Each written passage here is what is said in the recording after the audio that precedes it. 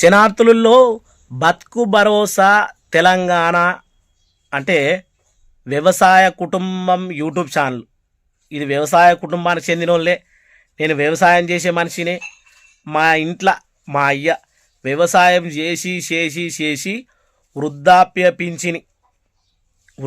పింఛని 57 ఏళ్ళకి తగ్గించినప్పటికీ పింఛన్ రాక వెనక కుట్టు మిషన్ ఉందా, మా చెల్లె కుడుతూ ఉంటుంది. 18 సంవత్సరాలు దాటింది. మనకేం రావాలి? మహాలక్ష్మి పథకం రావాలి. మరి ఇలా అసెంబ్లీ సమావేశాలు చూస్తూ ఉన్నామా?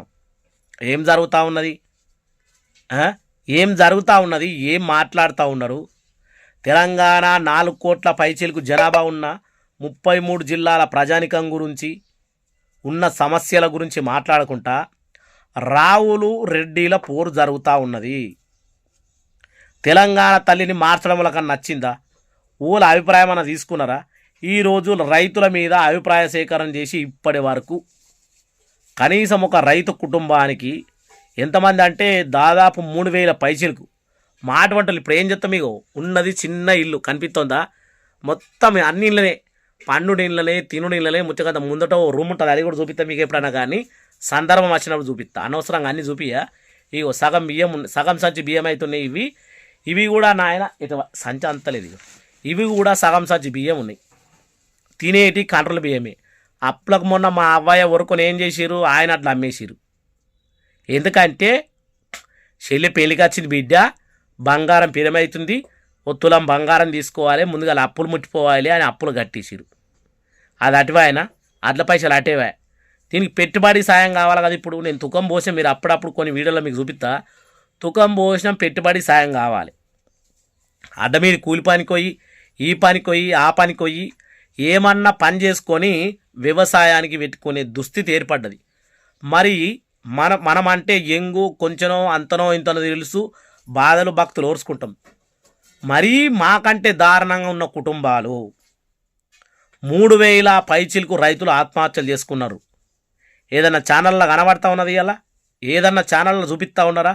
5 లక్షల రూపాయలు రైతు బీమా ఉన్నది. వాళ్ళకన్నా ఇచ్చిర్రా? ఒక్క కుటుంబానికన్నా ఇచ్చిర్రా? ఇయ్యలే.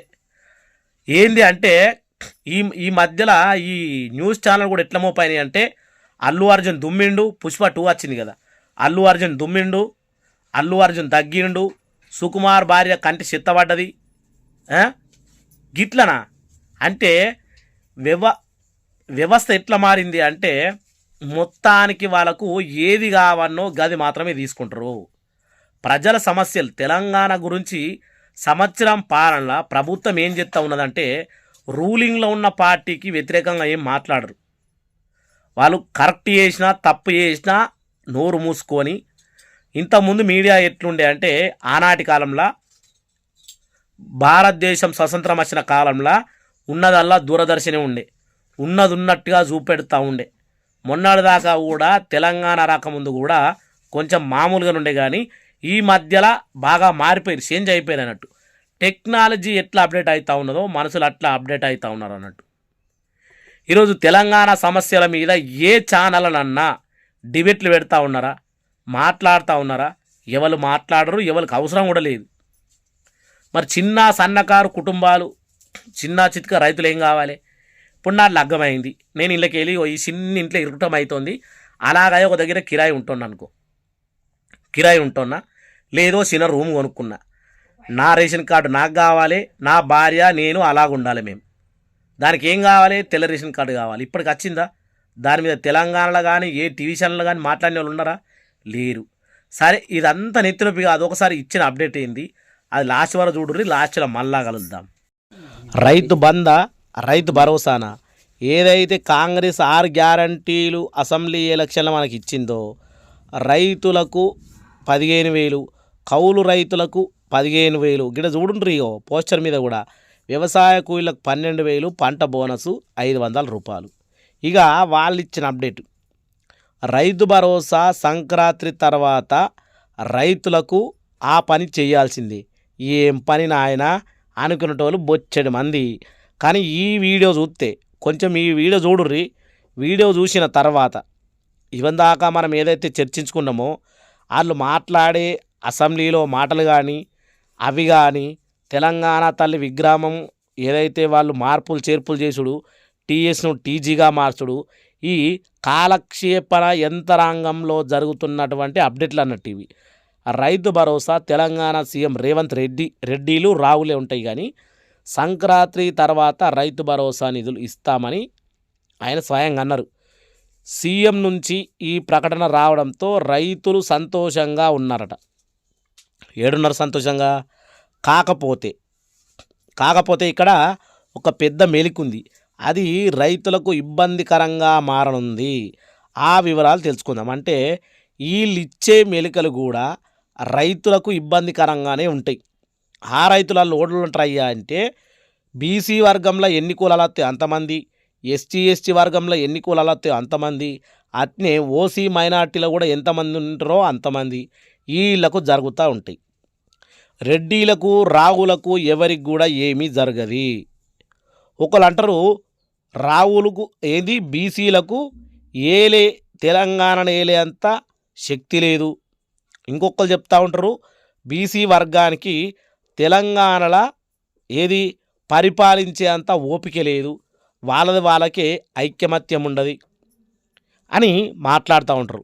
ఈరోజు బతుకుబండి ఛానల్ ఇంత బాధపడకుండా మాట్లాడుతున్నట్టే మరి మామూలు కాదు. ఇగో తెలంగాణలో అధికారంలోకి వచ్చి కాంగ్రెస్ ప్రభుత్వం అనేక హామీల్లో రైతులకు సంవత్సరానికి 15,000 ఇస్తామన్నది అది కూడా ఒక కీలకమైన హామీ. మరి దాన్ని దృష్టిలో పెట్టుకొని రైతులు ఓట్లు వేసిండ్రు. ఫలితంగా కాంగ్రెస్ కొద్దిపాటి మెజారిటీతోటి అధికారంలోకి వచ్చింది. కొద్దిపాటి బాగా కూడా కాదు, 15 సీట్లు 20 సీట్ల తేడాతోటి కాంగ్రెస్ అధికారంలోకి వచ్చిన తర్వాత గత బీఆర్ఎస్ ప్రభుత్వం రైతు బంధు పేరుతో ఉన్నదాన్ని రైతు భరోసాగా మార్చి రైతులకు పైసలు ఇచ్చేందుకు ప్రయత్నించింది అంటే ఆడిచ్చింది మనకు పైసలు. సరే కొంతమంది రైతులకు 5,000 చొప్పున ఇచ్చింది. ఓల పైసలు అవి రావులు అంటే కేసీఆర్ రావు అంటే కలకుంట్ల చంద్రశేఖర్ రావు మూటగట్టిన పైసలు రేవంత్ రెడ్డి ఈయన ముల్లె కట్టి మనకేసిండు. ఆ ముల్లెనే తీసుకొచ్చి చేసిండు. అప్పుడు ఎంత వేసిరయ్యా అంటే సగానికి సగం మందికి కూడా వేయలేరు. ఏమన్నా అంటే ఇక్కడ అట్టి షిప్పలే ఉన్నాయి.